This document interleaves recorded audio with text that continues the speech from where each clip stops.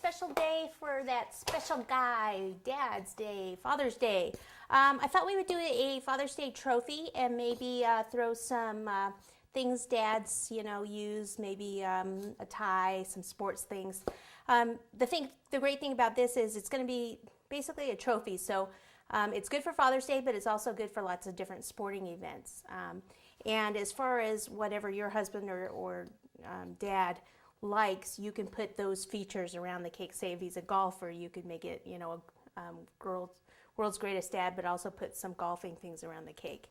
All right, so we're just doing a small cake here. We're going to do a 5, 6, and 7-inch cake. And this is how it's going to go. We're going to stack these, except our trophy is actually going to be, this is going to be the top part of our trophy. It's going to go up like this and have some handles coming out here on the sides. And I also wanted it to have that smaller base.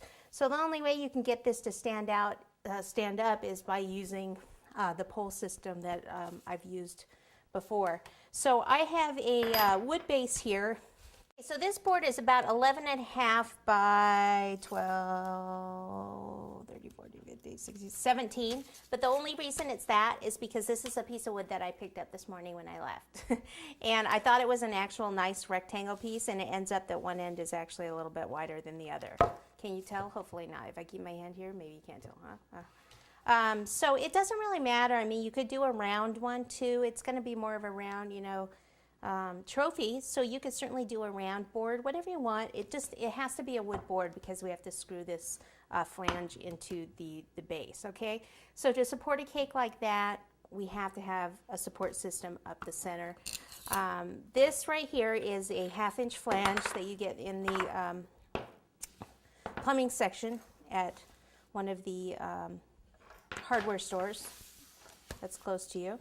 And I'm just going to place it right here in the center and just take some screws here. You just want to make sure that the screws aren't going to go through the base and into the counter, okay? So they can't, they're going to go in here.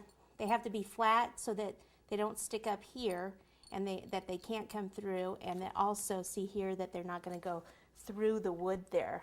I have a screwdriver, or not a screwdriver, but an electric one over here that makes life a lot easier. So we'll just kind of place this in the middle. If you want to measure it out and center it, you can. I'm more of a fly by the seat of my pants kind of gal. Okay, you just take that like this, screw that in.